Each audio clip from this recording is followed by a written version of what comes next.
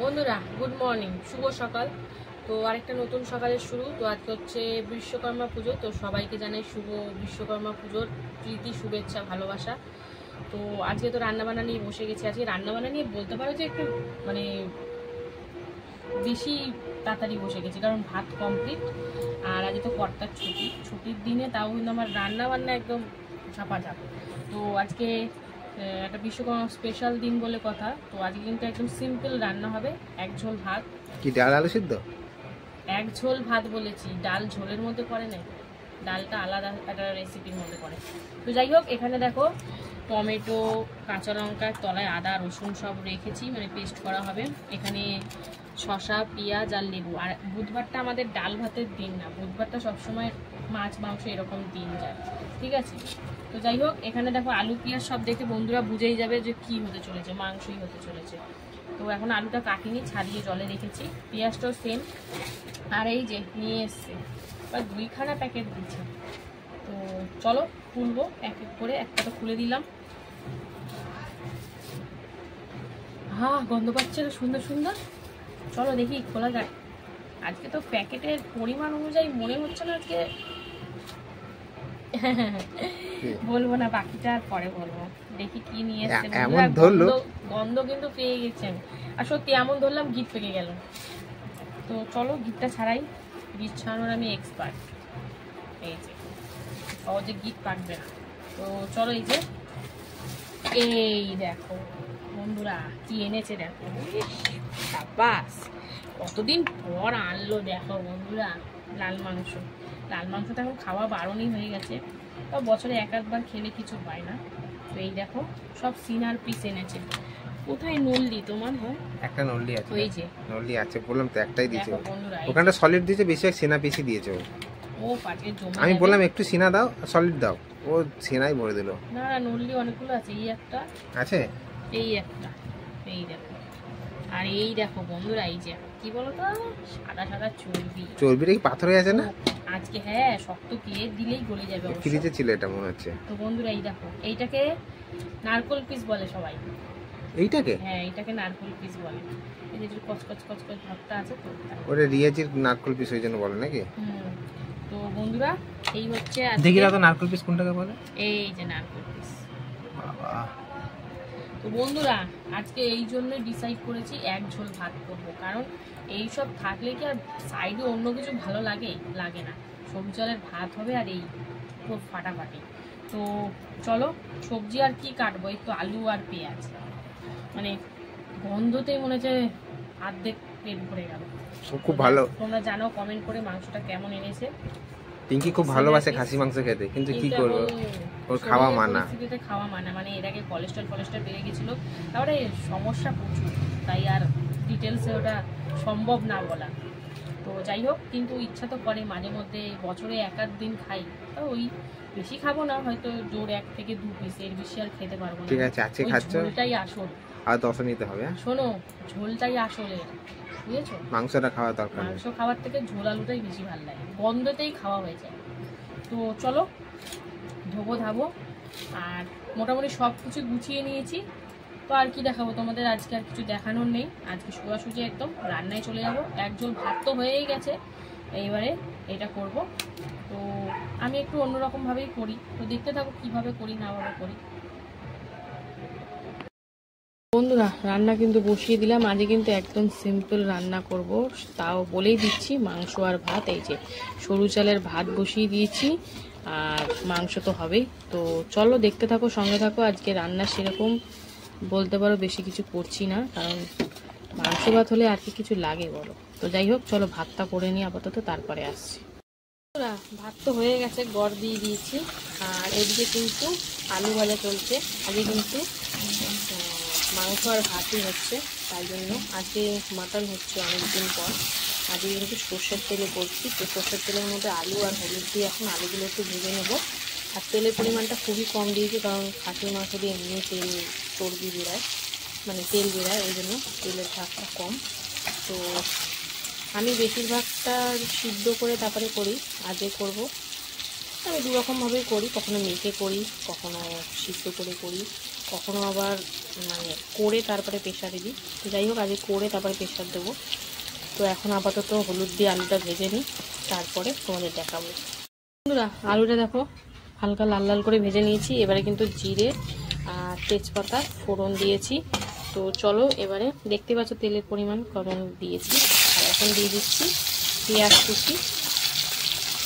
তো খাসির মাংসটা একটু হালকা করলেই ভালো লাগে, বেশি রিচ করলে এত ভালো লাগে না। তো পেঁয়াজ দিয়ে দিলাম দুটো বড় বড় সাইজে। তো চলো এখন পেঁয়াজটা একটু হালকার উপর ভাজাভাজি করে নিই, তারপরে এরকম পেঁয়াজ ভেজে কিন্তু মাটনটা দিয়ে দিলাম। তো চলো হালকার উপর ভাজাভাজি করে নিই, তারপরে আস্তে আস্তে মশলাপাতিতে সব যাবে। তো চলো ভালো করে নেড়ে ছেড়ে একটু হালকা ভাজা করে নিই, তারপরে আসি। তো বন্ধুরা এই দেখো দিয়ে দিলাম কিন্তু লবণ আর হলুদ দিয়ে আবারও কিন্তু একটু ভাজাভাজি করে নেব।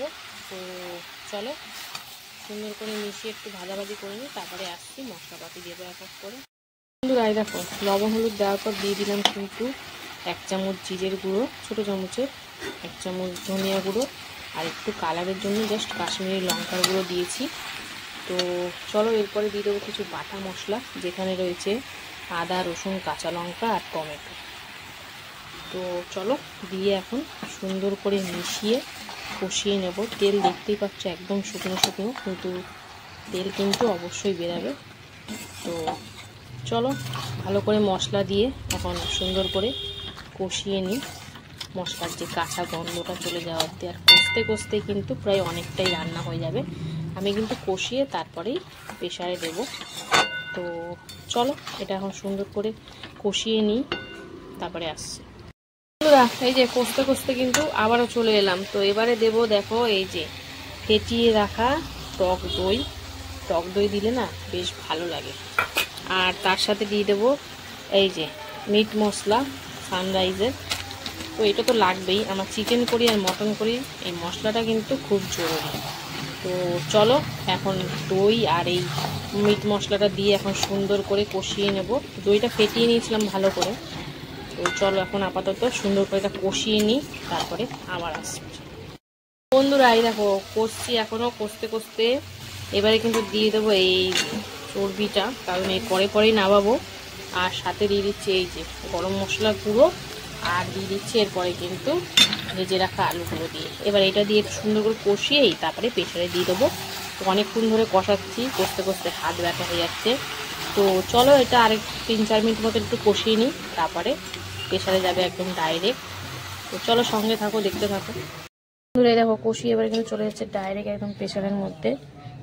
তো চলো এরপরে কড়াইতে গরম জল করে তারপরে দেবো এর মধ্যে। তো চলো সঙ্গে থাকো। তো এই যে কড়াইতে এবার জল দিয়ে দিচ্ছি একটু উষ্ণ গরম করে, তারপরে প্রেশারে দেবো, তাহলে মাংসটা টেস্ট হবে। কাঁচা জল দিলে সেরকম টেস্ট হবে না। তো চলো একটু গরম করে নিই। পুরো এই যে জল দেওয়া কমপ্লিট। তো চলো এবারে 3টে মতন সিটি দিয়ে নেবো, কারণ অনেকক্ষণ তো কষিয়েছি। আর মাংসটা রেয়াজিও না, এমনি নর্মালি খাসি। তো চলো এখন একটু সিটি দিয়ে নিই, তারপরে ফাইনালি দেখাবো তোমাদের খুলে। তো দেখতে থাকো। বন্ধুরা সিটি তো দিয়ে নিলাম, তো চলো খুলি দেখি কেমন হয়েছে ব্যাপারটা। একদম গরম গরম। এই দেখো তেল দেখেছো আমি কত তেল কম দিয়েছি, এই জন্যই দিয়েছি, কারণ এই যে চর্বিগুলো গলে গলে পুরো তেল হয়ে যাবে একদম লাল লাল। এই দেখো চিকেনগুলো, এই চিকেন বলছি তো, চিকেন বলে বলে অভ্যাস হয়ে গেছে। মটনগুলো সব তলার দিকে চলে গেছে, আলুগুলো সব চলে এসছে।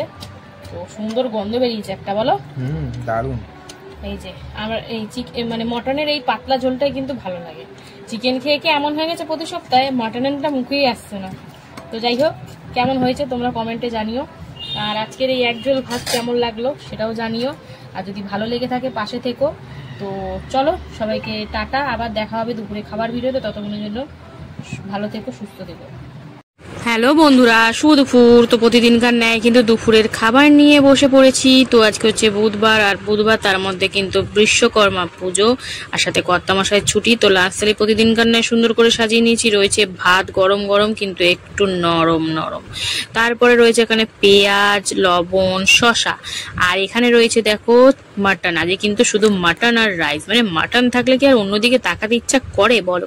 তো যাই হোক একটু যদি রাইসটা আর একটু মানে সলা সলা টলা হতো বেশ ভালো হতো। যাই হোক, যা করেছি তাই খেয়ে নিই। আর দুপুরবেলা খিদের সময় তো পাতের মধ্যে একটু ঝোল ঢেলে নিলাম, আর সাথে এই যে নল্লির পিসটা তো নিতেই হবে, নল্লির একটা টান মেরে নিয়ে আগে এই যে বেরিয়ে গেছে নল্লির ভিতরের মালকড়ি, তো খেয়ে নিলাম। তারপরে এই যে মটনটা দেখে কত সুন্দর সিদ্ধ হয়েছে, বেশ ভালো লাগছে কিন্তু খেতে। অনেকদিন পর খাচ্ছি তো আরো বেশ ভালো লাগছে। সাথে তো শসা পেঁয়াজ থাকবেই আমার, আর আলুটাও একদম মোমের মতন গলে গেছে। তো অনেকদিন পর খেলাম বলে ভালো লাগছে না, আসলে ভালো হয়েছে বুঝতে পারছি না। তো যাই হোক, মাটন খেতে তো খুব ইচ্ছা করে, কিন্তু আমার এই ডাক্তার মানা করার পর থেকে আমি এখন মানে ওই বছরে এক আধবার যেমন তুফান আসে সেরকমের মতনই খাই। তো বেশ ভালোই লাগছে, অল্প অল্প ঝোল নিয়ে আমার এরকম মেখে মেখে খেতেই ভালো লাগে, একদম ঝোল ঢেলে সবসময় ভালো লাগে না। তো হালকা পাতলা করেছি, আর একটু এই যে পাতি লেবু চিপে নেবো। এতক্ষণ শুধু ঝোলটা উপভোগ করছিলাম, এবার একটু লেবু দিয়ে মেখে দেখবো যে জিনিসটা কেমন লাগছে। টক দই তো দিয়েছি, তাই টক টক ব্যাপারটাও আছে, আবার সাথে টমেটোও দিয়েছি। তো বেশ ভালোই একদম সব মিলেমিশে একাকার হয়ে গেছে। তো বেশ ভালো খাচ্ছি। মানে আমি কিন্তু দেখেছো তোমরা খেয়াল করে, আমি কিন্তু 2 পিসের বেশি মটন নিইনি, কারণ আমার খাওয়াটা একদমই মানা, তাও কোনো রকম লোভে পড়ে খাচ্ছি। তো যাই হোক, বেশ ভালো খাচ্ছি। তো চলো এবার একটু সবকিছু দিয়ে খাবো। একটুখানি মাটন নিয়ে নিলাম, একদম পিঙ্ক পিঙ্ক কালারের মাটন, সাথে আলু, শসা, আর সাথে রয়েছে পেঁয়াজ। এবার সব দিয়ে মুখের মধ্যে যে গ্রাসটা পুড়ে দেবো, পুরো অসাম ফাটাফাটি। তো এই ছিল আজকে দুপুরে আমার খাওয়া। কেমন লাগলো আমার খাওয়া দাওয়া আজকে অবশ্যই কমেন্টে জানিও, আর ভালো লাগলে পাশে থেকে আর কে কে এরকম মাটন আর ভাত খেতে ভালোবাসো অবশ্যই জানিও।